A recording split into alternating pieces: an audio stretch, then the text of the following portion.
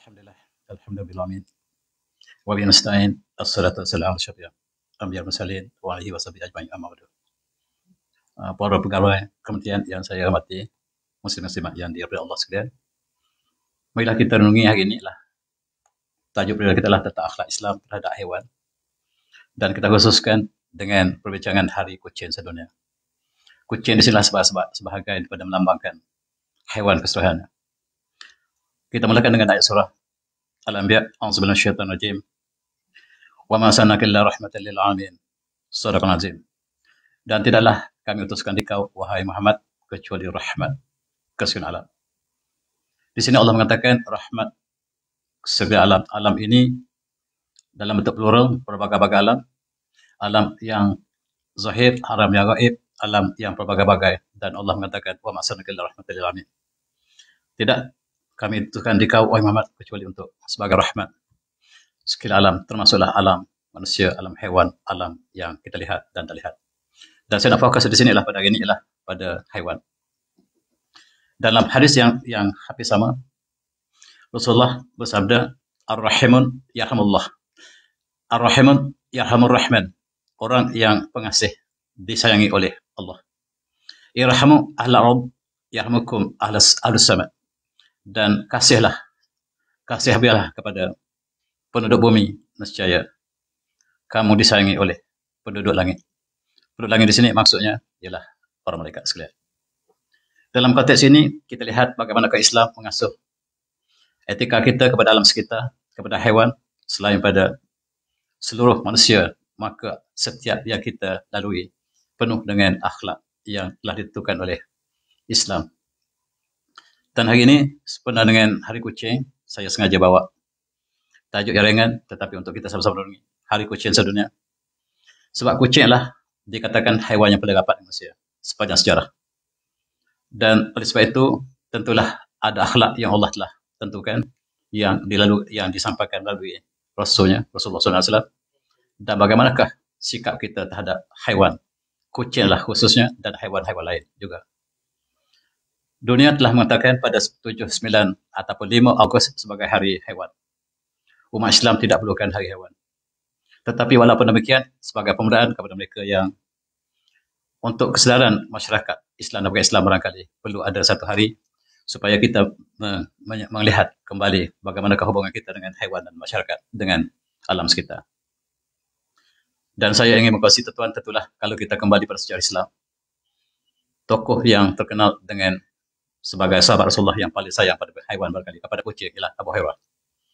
Abu Hurairah ialah satu simbol yang melaluinya lah kita lihat bagaimanakah sahabat Rasulullah ini menjadikan kucing sebagai perkara ataupun binatang yang sangat dikasihinya.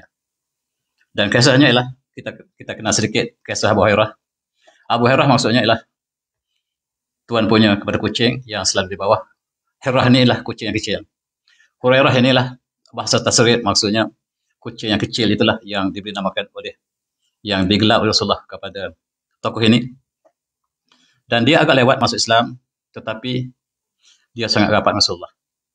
Sebaik saja Abu Hurairah masuk Islam, dia berada dengan Rasulullah dan dia sebagai ahli sufah. Ahli sufah maksudnya mereka yang tidak ada rumah, yang diam di sekitar Masjid Nabawi. Sentiasa bersama Rasulullah mendengar hadis dan dikatakan Abu Hurairah ialah orang yang paling banyak meriwayatkan hadis. Nama asalnya ialah Amr Syam bin Sakh. Dan Rasulullah tukar menjadi Abdul Rahman. Dan dia adalah sangat rapat dengan Rasulullah sebab dia dan selepas kewafatan Rasulullah SAW, dia telah dilantik menjadi gubernur ketika zaman Sayyidina Umar di Bahrain dan juga di Madinah.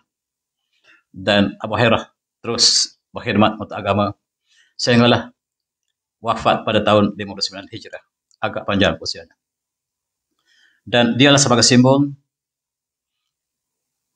apabila dihubungkan dengan akhlak Islam terhadap haiwan. Kita lihat Abu Hurairah adalah satu daripada contoh sahabat besar Rasulullah.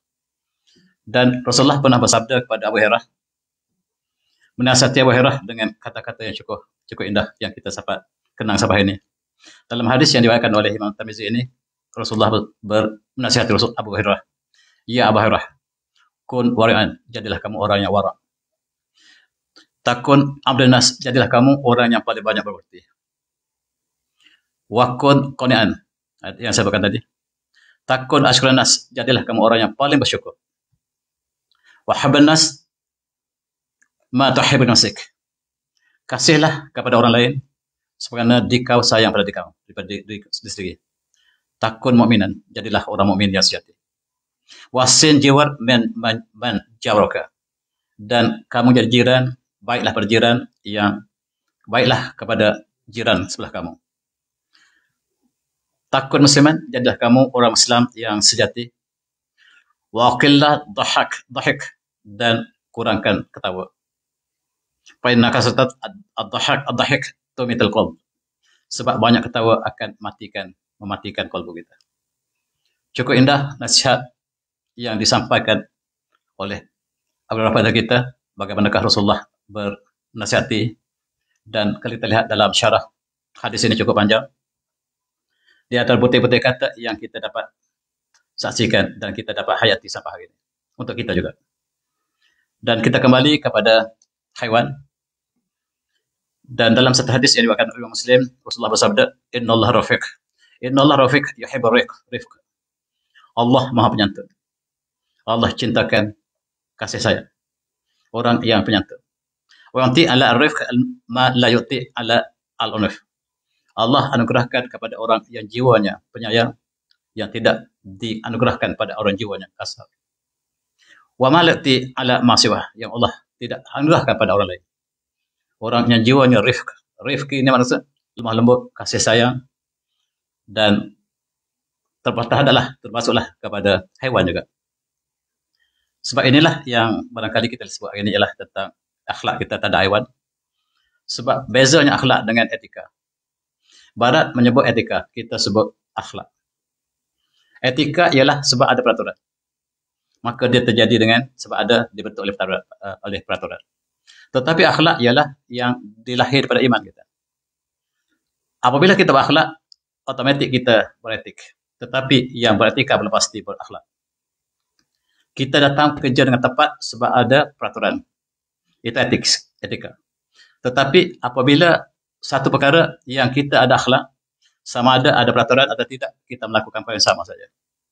Dan akhlak kita hewan ialah akhlak, walaupun tidak ada peraturan, kita lakukan kebaikan sebab keimanan. Itulah yang kita nak bina akhlak yang mulia. Di sekolah kita bina disiplin. Disiplin juga demikian, disiplin hanya bergantung pada peraturan. Tanpa peraturan, disiplin tidak berlaku. Pelajar kita berdisiplin, pegawai kita berdisiplin, tetapi kadang-kadang tidak berakhlak. Akhlak sama ada peraturan atau tidak, kita tak akan rasuah. Sebab akhlak kita yang jaga diri kita. Tetapi disiplin, peraturan jaga diri kita. Tanpa peraturan, tanpa penguasaan, tak semestinya berlaku. Dan kita nak betul akhlak. Itulah yang saya sebutkan, konteks tajuk perjalanan kita adalah akhlak Islam terhadap haiwan. Sebaliknya hati yang unuf, hati yang kasar, hati yang kering, dia tidak sayang pada hewan. Seperti ini, barangkali sekiranya kucing datang mengganggu ketika dia sedang bersarapan, dia lakukan seperti itu. Sebab jiwanya kering. Dan apa yang kita lakukan pada hewan, semuanya akan ada ganjaran. Dan kita lakukan sebaliknya juga ada balasan daripada Allah SWT. Dan orang-orang yang beriman, akhlak yang mulia, dia menjaga perbuatannya sepanjang sama ada peraturan atau tidak peraturan. Dan dalam konteks ini ialah tanda hewan. Inilah akhlak yang sangat mulia. Barangkali kita juga harus mengasuh pelajar kita, masyarakat kita, dan kita sendiri. Tanda hewan, bagaimana kita lihat di negara umat Islam, mereka tunjukkan kasih sayang, termasuklah memberi makanan kucing yang terbiak. Sekarang dikatakan dalam statistik terdapat 500,000 kucing terbiak, barangkali lebih. Dan kucing ini perlu pembelaan pada manusia sebab dia tidak berfikiran. Dia adalah makhluk sama seperti kita, dan kita Allah berikan akal supaya mentadbirkan alam ini, termasuklah haiwan dan alam sekitar. Tentulah tugas kita lebih besar. Tentulah besar sebab mereka lah makhluk yang tidak berakal. Dalam konteks ini kita puji kepada Turki, sebagaimana kita bicara tadi. Istanbul ialah barangkali satu contoh yang terbaik yang pernah saya saksikan. Dan Istanbul ialah disebut nama timbangan ialah Bandar Kucing. Kucing di mana-mana. Diberi perlindungan oleh kerajaan. Kerajaan memberikan perlindungan kepada kucing yang terbiar. Diberikan rumah, dibuat tempat-tempat minum air kucing yang menitis air keluar di tepi dinding. Kita lihat kalau kita tahu pergi ke Istanbul, musim panas. Barangkali musim sejuk, mereka masuk dalam sarang mereka ataupun dalam rumah mereka. Tetapi ketika musim sama, kalau bulan 7 atau bulan 8, kita melihat kucing berkeliaran. Kucing diberikan status yang istimewa di Istanbul. Termasuk tuan-tuan masuk ke Hagia Sophia. Masjid yang menjadi masjid. Juga sentiasa ada kucing di situ. Dan sifat orang Turki barangkali diasuh ketika zaman Osmaniyah. Osmaniyah adalah kerajaan Islam yang terkenal dengan etika terhadap haiwan dan alam sekitar. Barangkali budaya itulah yang masih kekal sampai hari ini. Dan orang lain juga sayang pada kucing, tetapi secara umum, kerajaan, dari segi kerajaan, saya lihat Istanbul lah tempat untuk kita lihat bagaimanakah rifkinya ataupun lemah lembutnya insan terhadap haiwan ini. Istanbul, capital of cats. Diisytiharkan oleh dunia. Nak lihat bagaimanakah layanan manusia kepada haiwan ini, tengok oleh Istanbul. Dan Istanbul, tuan-tuan, bandar Islam yang paling bersih yang saya saksikan. Selat Marmara, selat Bosporus yang duduk tepi bandar Istanbul itu, hampir tidak ada kekotoran. Air yang sampai kita lihat sampai ke dasar pantai, di tepi pantai kita dapat lihat sampai ke pantai, ke dasar, maksudnya jernih. Sedangkan kota ini kota yang sangat lama, ketika zaman Byzantine lagi, ketika bernama Konstantinopel lagi, ketika bertukar dari Istanbul ratusan tahun, masih di-preserve alam sekitar. Bandar sangat bersih. Budaya orang Turki, budaya menggambarkan suasana umat Islam satu masa dulu. Dan dia diasuh oleh kerajaan Osmaniyah. Dalam konteks kucing, kita lihat kucing berkeliaran di kota-kota Istanbul. Dan kerajaan, barangkali bandaran, menyediakan rumah-rumah seperti itu. Rumah-rumah dibuat di tepi-tepi taman. Ada rumah yang khusus. Dan mereka tahu tempat masing-masing. Mereka tidak lapar. Sentiasa ada orang makan. Dan barangkali kita tak boleh lihat di Malaysia. Kalaulah ini dijadikan sebagai satu model, kita boleh jelmakan satu hari kempen untuk kasih sayang kepada haiwan. Bukan saja kucing, tapi semua haiwan. Dan dalam konteks ini, kalau kita lihat, ada tiang-tiang yang itu mereka buat alat seperti ini. Satunya untuk makanan, satunya untuk air. Ketika musim panas. Ini pemandangan ini di bandar-bandar di Turki. Dan wa'asinu innallaha yuhibbul muhsinin. Lakulah kebaikan. Umum sama manusia, alam sekitar, haiwan, Allah suka kepada orang yang lakukan kebaikan. Kita juga barangkali boleh tiru, walaupun tidak secara umum. Kita mulakan. Adakan tempat makanan untuk kucing, burung, dan juga haiwan-haiwan yang melata. Kita tunjukkan kasih sayang kita. Dan kempen 5 Ogos yang dunia nyatakan sebagai hari kucing ialah sebahagian untuk simpati kita. Hubungan kita dengan alam sekitar. Dalam konteks Islam, dialah akhlak yang mulia. Dan setiap yang kita lakukan kepada ini terhadap haiwan, apa sekalipun, termasuk anjing, Allah akan berikan ajaran yang setimpalnya. Ini pemandangan di Istanbul. Kalau ada tembok, ini tengah kota, bukan di pinggir. Tengah kota Istanbul, kita lihat ada dinding yang taman kecil, rupa-rupanya penuh dengan kucing. Tengok sebelah. Oh, kucing. Dibiarkan demikian. Setengah kawasan dia rasakan ini mengotorkan sebab najisnya akan kotor. Tetapi ada yang pekerja sukarela yang ikuti pergerakan ini dan mereka membersihkan kawasan. Ini yang tak pak kita lakukan di sini. Walaupun negara lain, umpamanya Rusia juga, Ukraine juga, orang yang sangat sayangkan kucing. Dalam dunia ini katanya yang paling banyak memelihara kucing adalah Rusia. Tetapi yang kita tengok dari segi etika yang terbuka ialah di Istanbul. Walaupun di lain juga kita lihat ada perkara seperti sama, tetapi di sini sebagai satu contoh untuk kita sama-sama melihat dengan hati terbuka, mudah-mudahan kita dapat jadikan ini sebagai model negara kita. Kucing masuk kelas, ini biasa. Pelajar sekolah tadika, kucing bersama dengan pelajar dan tidak diganggu. Kalau kita ganggu dan dibiarkan duduk sebab guru diasuh supaya kita sayangkan kepada haiwan, burung, haiwan dan sebagainya. Dan tidak heran kalau kita lihat di Istanbul, tuan-tuan, di belakang rumah kita ada tangga yang sengaja dibuat untuk masuk ke belakang rumah. Ini untuk kucing. Kucing yang lapar, dia akan masuk naik tangga ini, dan ada tuan rumah akan beri makanan. Ini budaya. Sukar untuk kita latih kecuali ini dimulakan sesuatu. Dan kita lihat juga rumah mereka, dan tuan-tuan dalam konteks ini, rahmah, ini dipanggil rahmah. Perasaan kasih sayang pada hewan bukan boleh dibeli. Dia datang daripada hati yang mulia, kata pepatah ini. Tak dapat dalam buku juga tak dapat. Banyak buku, banyak ilmu tinggi, tetapi kasih sayang Allah perkara lain. Ar-rahmah la tushtara wa la tuba'. Tidak dapat dibeli, tak dapat dijual.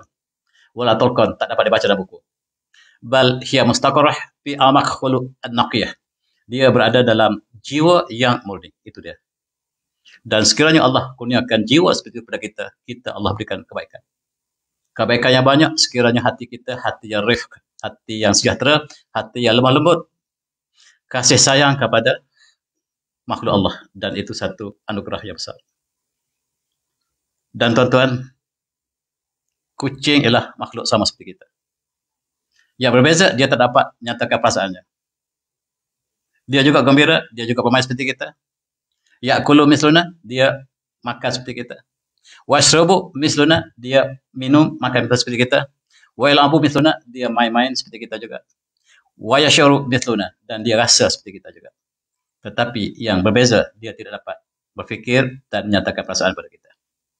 Tuan-tuan, dalam hadis yang agak panjang ini, Aisyah menceritakan Rasulullah pernah menggunakan air yang diminumkan oleh kucing dan digunakan untuk berwudu. Maksudnya, bekas kucing bersih.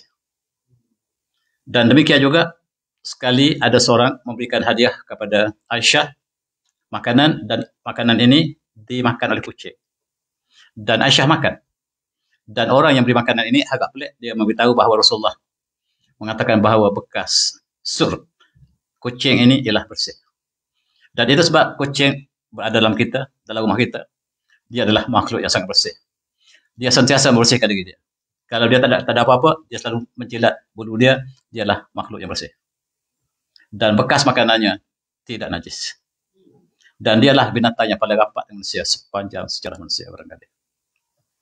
Itu sebab barangkali Barat mula sedar, mereka mengadakan hari kucing antarabangsa pada 8 Ogos setiap tahun.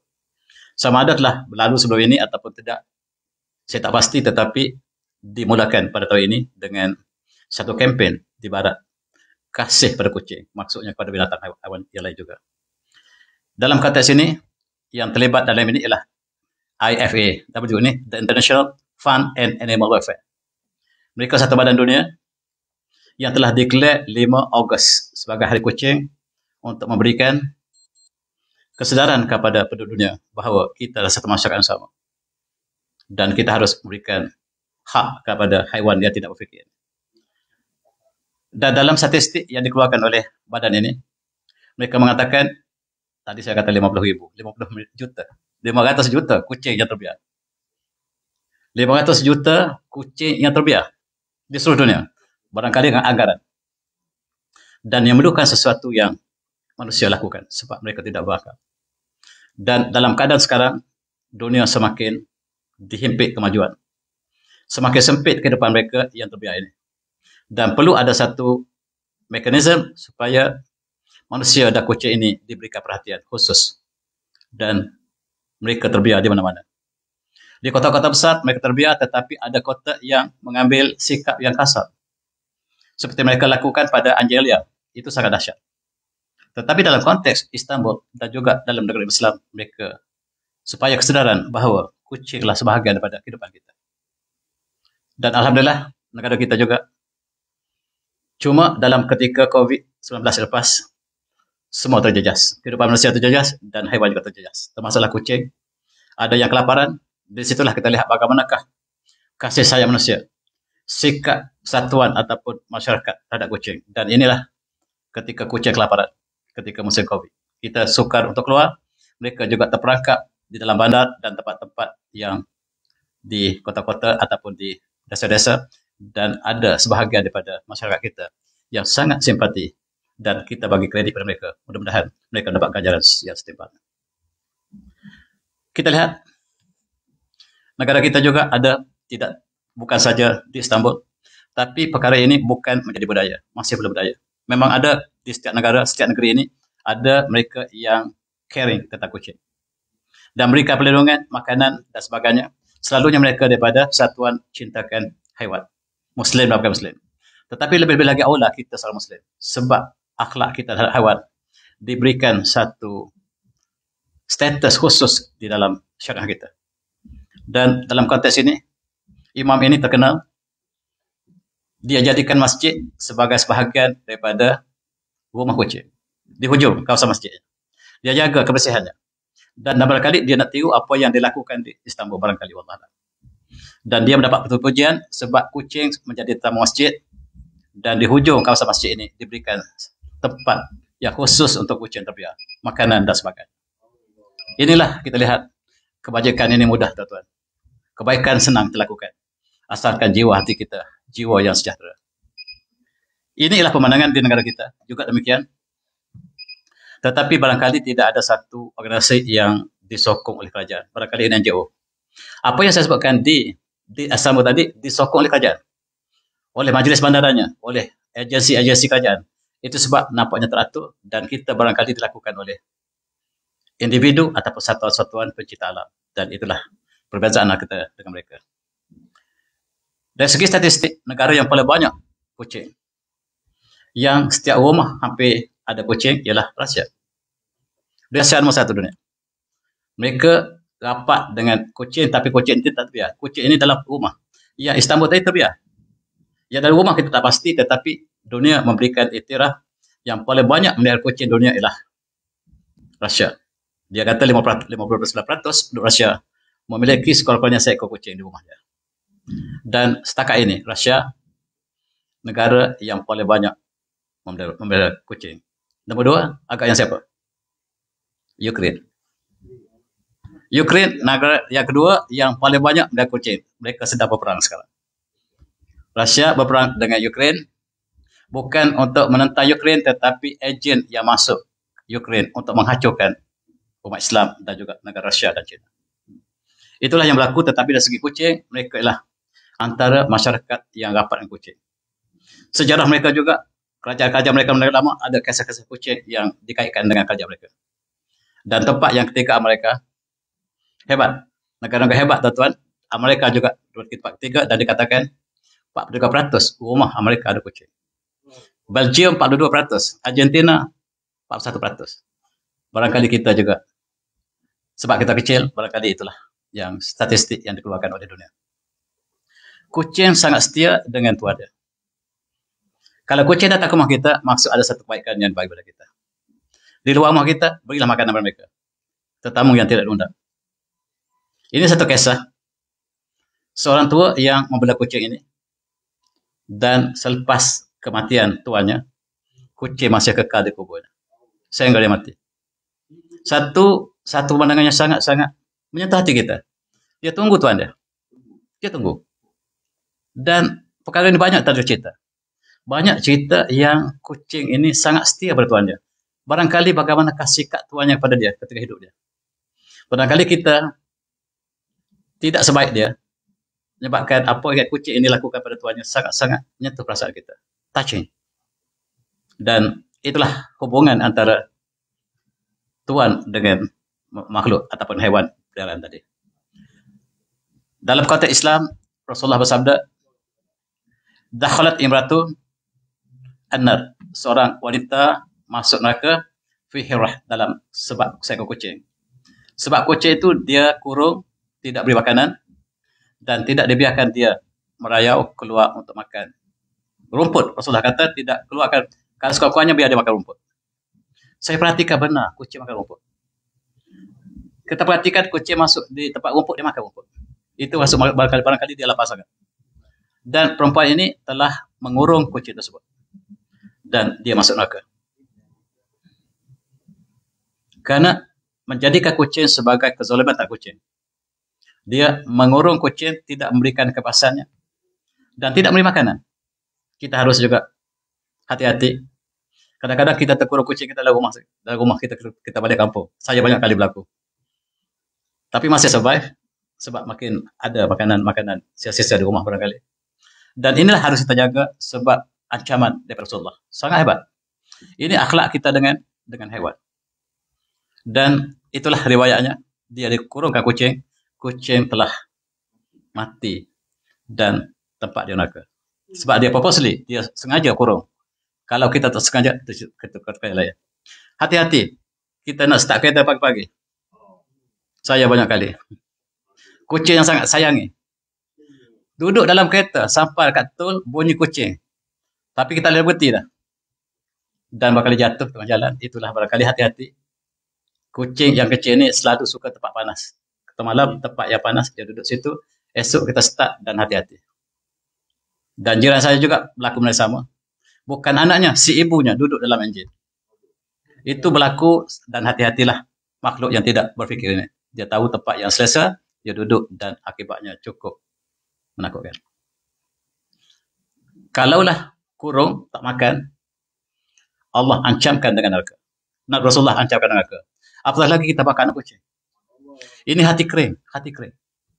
Hati yang tidak ada perasaan kasih sayang. Kita dengar kucing mengganggu rumah dia, dia bakar. Sebab kucing ini datang daripada mana. Hati dia tidak ada perasaan kasih sayang. Kalau dia tidak ada kasih sayang pada haiwan, apakah Allah juga kasih sayang pada dia? Dia sayanglah yang di bumi, nescaya kita akan sayang di langit. Tuan-tuan, dibakar anak kucing. Ini berlaku dalam masyarakat kita. Kalau tak keluar akhbar, kita tak tahu. Dibakar kucing sebab yang sangat-sangat remeh. Kucing mengganggu dia, masuk rumah dia, makan ikan barangkali, bakar. Hati kering, tidak ada perasaan. Inilah barangkali kita nak asuh pelajar kita, masyarakat kita. Masyarakat kita supaya ada perasaan kasih sayang kepada hewan. Kepada masyarakat. Dan kalau inilah dilakukan kepada hewan, maka dia membentuk hati yang keras. Dan kita lihat bagaimanakah mereka mengerat. Mereka kerat kucing, bukan saja halau dan kerat kucing ini berlaku dalam masyarakat kita. Barangkali 1-2 kes, tetapi barangkali kes yang tak laporkan lebih banyak. Inilah anak kucing pun dibunuh, kemudian dipotong-potong. Kerana dia marah sangat, barangkali masuk dalam melakukan sesuatu. Kucing tidak berakal. Yang berakal ialah manusia. Kita diberikan ujian. Apakah yang kita lakukan kepada haiwan dan juga manusia seluruhnya. Tuan-tuan, ini terkenal namanya Oyo. Saya tak tahu yang beberapa tahun lepas. Kakinya dipotong. Namanya Oyo. Hero. Dan dia sudah mati. Kakinya dipotong. Tapi dia survive. Tetapi dia membawa simbol. Rupa-rupanya masyarakat Malaysia tidak menyayang. Dia membawa simbol bahawa masyarakat kita tidak menyayang. Sebab haiwan dianggap sebagai benda yang hina. Sedangkan dia sebahagian daripada kehidupan kita. Dan inilah di antara perkara barangkali kita boleh renungi walaupun kita umat Islam tak perlu hari. Kita tak perlu hari haiwan, kita tak perlu hari masa kita sentiasa menjaga. Tetapi demi untuk apabila kita selalu lupa barangkali hari haiwan ini perlu diadakan. Demi untuk mengganti kembali Islam dan Islam dalam konteks kita, tanggungjawab kita pada alam sekitar. Warga emas tembak kucing, dia dah tua dah. Tembak kucing bukan tembak main-main, tembak dengan peluru. Masya Allah. Hati kering. Macam manakah kita expect orang yang macam ni? Dan kucing mengganggu masuk rumah dia. Kucing jiran. Masuk dia tembak. Kemarahan dia terhadap haiwan dia tidak berfikir. Ini ialah di antara kisah masyarakat. Barangkali 1-2 kes. Barangkali banyak. Kalau tak dilaporkan oleh akhbar, kita tak tahu. Dalam konteks ini kita lihat, ini dia pegang kucing nakal, kucing makan laut dia agaknya, dia pegang ekor, dia potong ekor dia. Tak ada perasaan. Ini dirakamkan. Maksudnya ada orang lain yang ambil gambar. Yang ambil gambar pun tak larang. Dan dalam hadis yang diriwayatkan oleh Imam Ahmad ini, lanullah man matsala bil haiwan. Siapa yang mencicak atau memotong anggota haiwan ini, Allah laknat. Dan tentu Allah laknat pada ini. Tentu Allah laknat pada ini. Tentu Allah laknat kepada mereka yang melakukan ini kepada haiwan. Sebab hadis diriwayatkan oleh Muhammad tadi, Allah melaknat mereka yang memotong anggota hewan. Ini muttafaqun alaih, bukan Imam Ahmad saja, tapi Imam muttafaqun alaih, Imam Bukhari dan Imam Muslim. Tuan-tuan, wa ma min dabbatin fil ardi illa 'ala Allah rizquha. Allah yang memberikan rezeki kepada setiap ciptanya, makhluknya, termasuk haiwan. Dan inilah saya kagum dengan Turki. Di Turki, tuan-tuan, ada paik yang menitis. Dan ada paik awam yang dibina sejak zaman Utsmaniyah. Itulah tujuan untuk haiwan, untuk burung. Dan ketika musim sejuk. Dan yang cukup menyentuh hati saya di Turki ialah ada kotak derma. Derma ini terbuka. Seorang yang masuk tangan ke dalam tangki atau dalam tabung tersebut, mungkin dia penderma, mungkin dia yang mengambil derma. Terbuka. Ini dipanggil satu amanah yang berada memberikan derma. Yang tak ada, ambil. Setakat yang perlu. Bukan ambil semua. Ambil setakat yang perlu. Dan perkara itu menjadi budaya di Turki sejak 600 tahun lepas. Dan itulah budaya Islam yang sukar untuk kita jelmakan dalam masyarakat muda kita ini. Amanah. Yang masuk tangan ke dalam tabung tersebut, sama ada tak tahu sama ada dia penderma ataupun dia menderma. Dan inilah di antara perkara kalau kita melihat bandar kota lama Istanbul. Dan itulah antara perkara yang kita boleh pelajari. Ini apa dia? Di luar rumah orang Turki, di bandar kota Istanbul, ada binaan sini, ada beranda, kalau ada balkoni. Balkoni ini untuk burung. Musim sejuk, burung tak ada tempat. Mereka cari tempat-tempat yang boleh mereka berlindung. Dan rumah orang Turki mesti ada balkoni. Mereka tunjukkan kasih sayang mereka pada haiwan, pada burung. Jadi kita tanya kawan, apa tujuan rumah? Cantik, tetapi tak ada penghuni. Rupanya kita pergi musim panas, dia tak ada. Musim sejuk, dia datang berkumpul di sini. Ada makanan diberikan. Ini sifat orang Turki diasuh oleh kerajaan Utsmaniyah, kerajaan Islam yang terakhir. Walaupun kerajaan Islam telah jatuh, tetapi budaya masih kekal. Di pintu rumah orang Turki ada dua pengetuk. Satu besar, satu kecil. Kalau orang lelaki datang, ketuk yang besar. Yang perempuan datang, ketuk yang kecil. Jadi tuan rumah tahu siapa datang. Jadi isteri datang kalau dah yang kecil bunyi, ataupun suami datang kalau dah yang besar bunyi. Ini budaya-budaya yang kecil, tetapi punya nilai yang sangat tinggi. Dan saya cukup tersentuh dengan rumah ini. Hampir setiap dalam kota Istanbul, tuan tengok, dia ada beranda, cantik. Ini tempat burung. Musim sama tak ada. Musim sejuk mereka ada. Dan kita juga ada kelab kucing, ada. Alhamdulillah. Tetapi dia adalah usaha individu, usaha NGO. Dan ada pencipta alam Malaysia, termasuklah alam haiwan dan juga alam sekitar. Dan ini adalah satu usaha yang baik untuk dicontohi oleh kumpulan yang besar. Dalam konteks ini ada hadis yang cukup terkenal yang dibawakan oleh Imam Bukhari dan juga Muslim tentang buat baik dengan anjing. Seorang lelaki yang sangat kehausan dan dia temui ada air dalam perigi, dia masuk dalam perigi dan minum sepuas-puasnya sebab dia sangat haus. Bila dia naik, dia tengok anjing yang sama lapar, yang sama kehausan. Dia merasakan bahawa tadi dia haus. Sekarang anjing dapat merasakan perkara yang sama. Dia turun, dalam hadis ini dia turun ke dalam perigi kembali, dia ambil air dengan sepatunya. Dan dia gigit dengan mulutnya, naik dan beri makan, beri minum anjing yang kehausan tadi. Dan subhanallah, Rasulullah mengatakan, wa syarallahu lahu, Allah terima kasih padanya. Parapalahu, dan Allah memberikan keampunan padanya. Dan para sahabat bertanya, apakah buat baik pada anjing juga dapat pahala? Ya Rasulullah, pada setiap bi kulli kabidin rotbin ajrun, kepada setiap hidupan, kepada hati ataupun kepada hati yang basah itu ada ajaran. Maksudnya setiap yang hidup kita baik, semuanya ada ajaran. Dan dalam satu hadis yang cukup indah yang dibacakan oleh Imam Bukhari juga, ma min muslim yang rasulullah illa kana ma akalahu minhu lahu sadaqah, illa ma kana ukila minhu lahu sadaqah. Tak ada seorang Islam pun yang tanam satu tanaman berbuah dimakan oleh haiwan, maka dia sedekah. Dia sedekah. Kita rasa dimakan oleh tupai, dimakan oleh burung, itu satu kerugian. Tak, itu sedekah. Yang kita makan belum pasti dapat sedekah. Tapi yang sudah dimakan oleh haiwan, itu sedekah. Cantik Islam. Depan rumah saya ada sepokok rambutan yang rimbun, sangat rimbun. Berbuah sepanjang tahun, setiap tahun. Baru ini dia sudah tumbang. Dan ketika di bawah debat, banyak datang burung makan. Saya beritahu dia, kamu makan separuh, tinggal saya separuh. Memang dia makan separuh, dia tinggal separuh. Itulah haiwan, dan setiap dia makan adalah sedekah. Dan kalau kita amalkan dalam kehidupan kita, hati yang rifq, hati yang lembut tadi, berbuat baik kepada haiwan, tumbuhan dan sebagainya, kepada masyarakat keliling, itu ialah akhlak Islam yang indah. Dan tuan-tuan, kita tanam pisang, biar dia masak situ, biar burung makan dulu. Biar burung makan sebiji dulu, barulah kita ambil. Bagi peluang burung makan dulu. Akhlak Islam cukup indah. Dan ada orang marah kalau binatang makannya.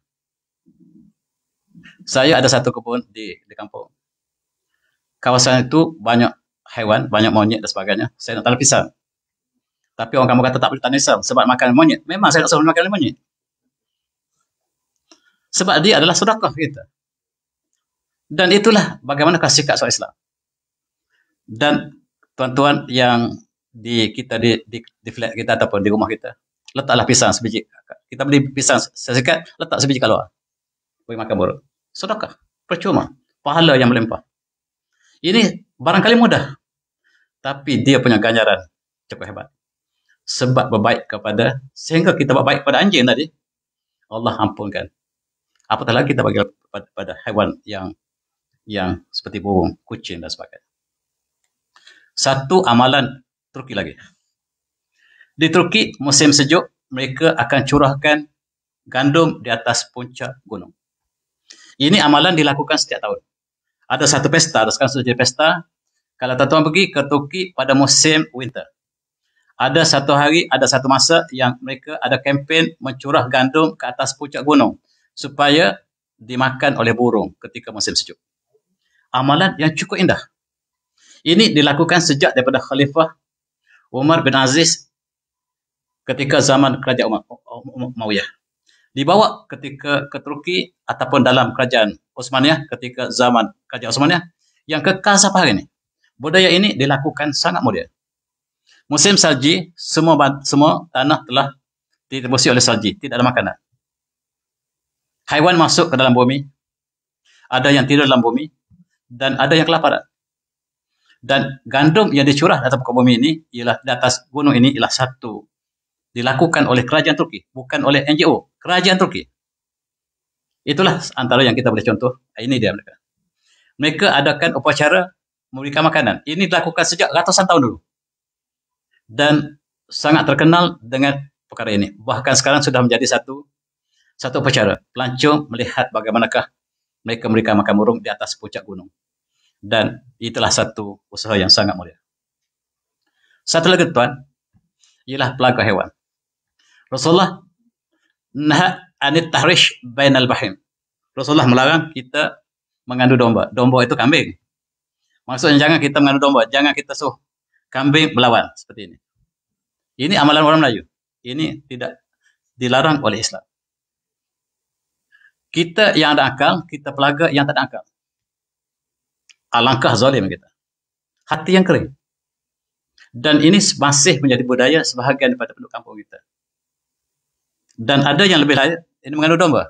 Ini benar-benar mengandung domba. Dia suruh kambing yang sampai patah kat tanduk. Kalau kerbau sampai terkoyak badan ditanduk oleh yang lain. Ini perkara-perkara yang tidak orang yang tamadun tak lakukan. Tapi masih dilakukan dalam masyarakat kita. Masih dilakukan.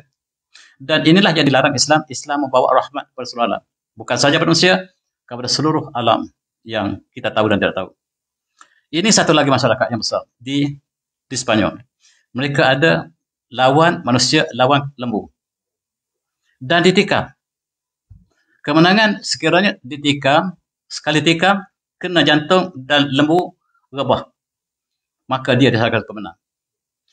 Kadang-kadang kita merasakan lebih baik lembu yang menang daripada manusia yang menang. Dan dia menjadi pesta setiap tahun. Saya pernah melawat di Madrid, saya pernah sampai Madrid, tengok bagaimanakah tempat, waktu itu tidak ada perlawanan, saya masuk tempat kosong. Dan menggambarkan bagaimanakah mereka jadikan ini sebagai satu permainan tradisi mereka. Melihat lembu dengan manusia bertarung, dan akhirnya lembu yang kalah. Lembu tak ada akal, manusia ada akal. Dan dia ketikamnya tepat ke jantung, itu yang terbaik. Dan tuan-tuan, walaupun unta yang kita bela, Rasulullah bersabda, "Farkabuha salihah, wa kuluha salihah." Dan unta ini, tungganlah dia dengan baik, dan makanlah dengan baik. Jangan lakukan keburukan pada haiwan sendiri. Jangan beban perkara yang tidak mampu dia lakukan. Kadang-kadang kita bebankan perkara yang dia tidak mampu lakukan. Dan banyak hadis-hadis yang tak sempat saya nak baca satu persatu. Bagaimanakah pesanan Rasulullah terhadap haiwan, termasuklah haiwan yang kita bela ataupun yang binatang seperti burung dan sebagainya. Dalam konteks ini kita lihat masyarakat barat. Dia condemn kita sembelih haiwan. Tetapi mereka ada pesta membunuh ikan paus. Di Faroe Island, kawasan di kawasan Sweden, mereka setiap musim sama. Setiap musim sama, mereka ada pesta membunuh ikan paus. Whale Killing Festival mereka panggil. Denmark, maksud saya bukan. Denmark Whale Killing Festival. Entah macam mana, pada musim bulan 7 atau musim bulan 8, ikan whale ini atau ikan paus ini, dia akan datang menyerah diri ke pantai. Di pantai ini, pantai Faroe. Dan mereka jadikan pesta turun-temurun membunuh sebanyak-banyak. Juaranya yang paling banyak, tuan-tuan lihat, kemerahan darah ini ialah sebab mereka yang membunuh. Dan mereka mengatakan Islam yang zalim. Bukan mereka untuk makan, tetapi untuk menjadi juara. Siapa yang dapat membunuh paling banyak, mereka adalah juara pada tahun tersebut. Ini peristiwa mereka. Mereka membunuh ikan paus. Barangkali ikan paus ini tidaklah besar sangat. Dan tengok bagaimanakah terdamparnya selepas mereka bunuh. Dan inilah bagaimanakah akhlak masyarakat Eropah yang kononnya sangat tinggi tamadun. Dan apa yang mereka lakukan pada hewan cukup menyayat hati. Dan di Malaysia, kita ada haiwan liar. Kita ada harimau, ada gajah, ada beruang dan sebagainya. Dan inilah ada lagi satu International Fund of Animal Welfare sebagai tadi. Mereka juga prihatin terhadap binatang-binatang ini yang semakin terpinggir dalam habitat apabila pembangunan manusia dilakukan secara tidak ada akhlak. Dalam konteks ini kita lihat di Malaysia ataupun di Afrika umpamanya. Sumbu badak diambil sebagai bahan untuk perubatan dan sebagainya. Gading gajah dipotong ketika gajah masih hidup. Kulit harimau jadikan perhiasan yang mahal, baju-baju yang sangat eksklusif. Dan bagaimanakah kita lihat masyarakat di Afrika, mereka memotong sumbu. Sumbu ini dan dijual dengan harga yang sangat mahal. Di manakah penguasa dan etika akhlak yang harus ditunjukkan oleh sebahagiannya negara Islam? Dan lihat bagaimanakah gading yang dijual, diekspor.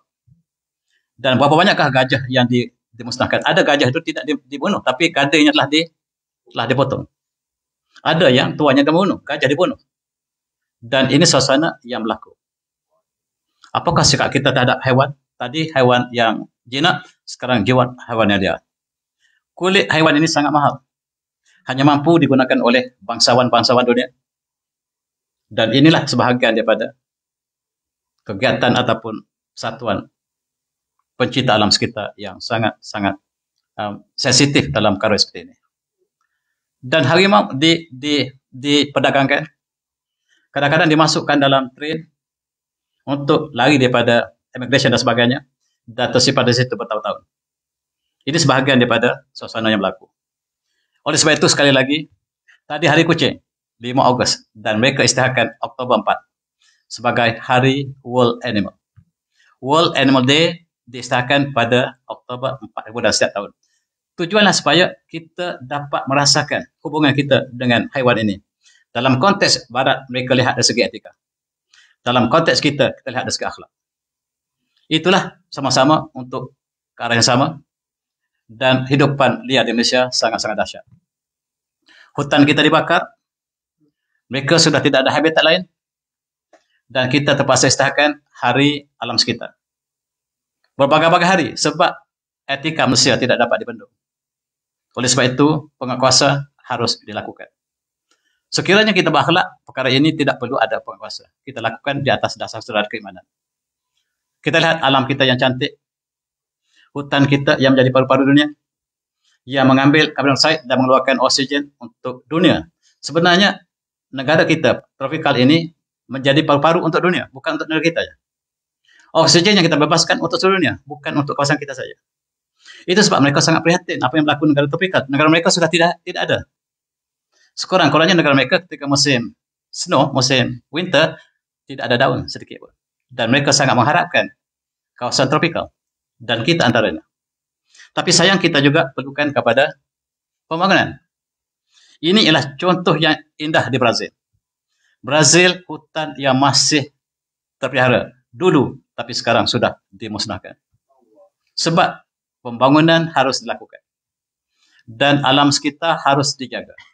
Untuk kompromi di antara dua ekstrim ini, maka perlulah undang-undang, etika, akhlak antar manusia dengan alam sekitar. Lihat, paru-paru kita sudah rusak. Dan inilah yang dibincangkan oleh pencipta alam sekitar. Dan hutan kita ditebang. Dan berapa banyakkah 427 hektar tanah kerajaan diceroboh di Selangor. Ini satu antara berita yang dikeluarkan. Yang kita tahu pun apabila keluar akhbar di seluruh dunia, di seluruh negara, perkara yang sama berlaku. Menyebabkan gajah keluar daripada hutan. Hutan dibakar, tujuan pertanian dan sebagainya. Pembangunan dan sebagainya. Kemudian kita lihat binatang terkorban. Binatang yang sudah hampir pupus terkorban. Inilah perkara yang berlaku, sama ada kita sedar atau tidak. Dan binatang yang sudah hampir pupus. Hampir pupus dan terpupus. Dan itulah yang berlaku negara kita. Burung-burung yang kita lihat berkeliaran dalam hutan di Sabah Sarawak umpamanya juga mengalami ancaman yang sama. Gajah terpaksa lari, binatang luas, buas terpaksa lari masuk kampung, dan inilah antara pembangunan yang tidak terkawal dan akhlak yang harus kita tunjukkan ke atas alam sekitar kita. Ini ialah contoh diberikan bagaimanakah kita menebang hutan kita. Daripada tahun 1950, Borneo umpamanya, contoh, semuanya hijau. Kemudian bermula tahun 1985, kita lihat 1/4 Borneo telah ditebang hutannya. Pembangunan. Tahun 2000, mungkin 1/3. Dan tahun 2020, sudah sangat sedikit. Yang hutan tinggal sangat sedikit demi pembangunan. Paru-paru kita telah rusak dan kita sudah sesak pernapasan hari. Sebab kita tidak menjaga. Dan yang diharapkanlah kawasan tropikal ini, yang banyak hutan, yang masih terpelihara, tetapi sayang, tidak ada lagi lah yang sebagaimana yang kita saksikan pada awal tahun 1950. Terpaksalah kita adakan World Ocean Day, Hari Laut. Pula. Sebab bertipe-tipe, semuanya tidak dapat diselesaikan satu. Penyu ada dalam laut, haiwan juga. Dan bagaimanakah kita lihat tumpahan minyak hitam negara kita, Selat Melaka mengalami bencana yang sangat dahsyat. Sebab dia laluan kapal antarabangsa. Dan perkara ini tak dapat kita elak. Dan tumpahan minyak menyebabkan krisis hidupan laut terancam. Penyu sebagai simbol spesies yang mungkin akan pupus sekiranya laut telah dikotorkan ataupun dicemarkan. Kita lihat inilah pemandangan satu masa dulu di Selat Melaka. Entah kapal manakah yang tumpah dan itulah akibatnya. Mengorbankan hidupan laut yang cukup banyak. Dan hari ini saya bercakap macam pakar alam sekitar pula. Padahal kita nak bicara pasal kucing je. Dan kita lihat ikan. Ini ialah sesuatu yang berlaku. Kadang-kadang kita tak dapat berita ini. Ikan mati merata-rata tempat. Kehidupan laut yang Allah berikan rezeki kepada kita untuk supaya kita diberikan amanah untuk kita menjaga alam semesta ini dan kita balas seperti itu. Dalam konteks ini kita lihat sampah di pantai kita dan adalah NGO yang sukarela untuk mengumpulkan sampah ini. Di mana-mana saja di seluruh Malaysia kita lihat perkara ini berlaku. Dan kita puji budaya Jepun. Pantai ini pantai yang sangat bersih, asalnya kotor macam kita juga. Tetapi sekarang etika mereka, budaya mereka menjadikan Jepun sebagai satu bumi yang etika mereka. Walaupun bukan akhlak, mereka sangat-sangat pentingkan penjagaan alam sekitar. Mereka latih kepada pelajar mereka sejak zaman tadika lagi. Kita lihat, ini longkang di Jepun. Ikan boleh hidup. Ikan hidup di bukan di akuarium, ini dalam longkang. Longkang kita tengok. Ini satu perkara yang sukar untuk jadi makan. Dan ini merupakan satu budaya. Budaya bukan proses overnight. Proses pendidikan sepanjang hayat. Kita lihat, Nishihama Beach, Jepun disahkan sebagai pantai terbersih dunia. Negara maju, tetapi mereka dapat mengekalkan kesepian. Inilah satu ciri orang Jepun yang kita sukar untuk kita ulang kembali. Dan apabila mereka masuk Islam, tuan-tuan. Ini gambar orang Jepun yang menunaikan haji pada tahun 2000 lepas. Mereka lah yang membersihkan sampah yang ditinggalkan oleh jemaah haji lain di Mina. Mereka orang Jepun yang meluk Islam. Mereka pergi Masjidil Haram, mereka bawa bekas sampah yang dibuang oleh aiskrim oleh jemaah Malaysia barangkali. Mereka pungut dan mereka masuk dalam sampah sebagai satu amalan yang sangat indah. Dan apabila orang Jepun masuk Islam, tuan-tuan, bertemulah antara cahaya dengan budaya mereka yang indah, maka dia sangat mesh antara budaya Jepun dengan rajanya, dengan bersihnya, dengan tepatnya, dengan tata sosial mereka, dengan Islam sangat mesh. Kalau orang Jepun masuk Islam, orang Malaysia nothing. Kalau orang Jepun masuk Islam, kita dianggap sebagai mereka jauh lebih baik pada kita. Sebab mereka sudah ada budaya. Budaya bersih mereka, budaya yang terpuji. Dan Islam juga sangat mesh dengan mereka. Dan itulah yang membawa Jepun sebagai tempat yang paling subur Islam. Sebab Islam itu sangat mesh dengan mereka.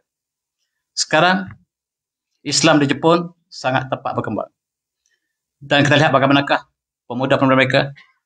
Dan sekarang dikatakan sudah ada 105 buah masjid di Jepun. Berkembang sangat cepat. Sebab Islam dengan budaya Jepun mesh. Macam jiwa orang Melayu dengan Islam satu masa dulu. Sangat-sangat mesh. Sangat-sangat tepat. Dan sebab itulah orang Melaka memeluk Islam ramai-ramai. Apabila datang Islam membawa mesej akhlak yang indah, orang Melayu sangat lembut hati mereka. Dan mereka memeluk Islam di atas dasar orang kelembutan jiwa Melayu dengan Islam ada hubungan yang sangat rapat. Sekarang dia berlaku di Jepun. Dan kita lihat apakah tugas kita dalam masa yang terakhir ini. Kita diberikan tugas yang besar sebab kita sebagai khalifah. Umat Islam, bahkan manusia seluruhnya, kita adalah khalifah untuk menjaga alam sekitar dan kita diberikan amanah.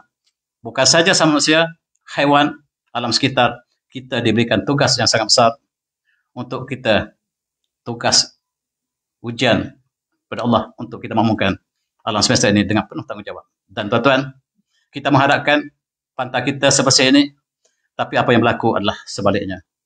Dan dalam satu hadis, saya tutupkan dengan hadis ini. Rasulullah bersabda, Inna dunya khalwah, khadrah. Dunia ini adalah satu yang manis dan hijau. Wa inna Allah mustalifun fiha wa yanzur kaifa ta'malun. Allah jadi kamu sebagai khalifah di atas muka bumi dan Allah akan nilai apa yang kamu lakukan. Fatakun dunia. Dan hendaklah kamu takwa terhadap urusan kamu di dunia. Fatakun nisa dan jaga urusan kamu tentang wanita. Wa inna awwal fitnah Bani Israil kanat fil nisa, dan wanita ialah fitnah yang terawal kepada Bani Israil. Dan itulah sebahagian daripada tugas kita, amanah. Kita lah khalifah di atas muka bumi ini. Dan setiap yang kita lakukan akan dipertanggungjawabkan. Dan dengan kata itu saya sudahi dengan wabillahi taufiq. Assalamualaikum warahmatullahi wabarakatuh.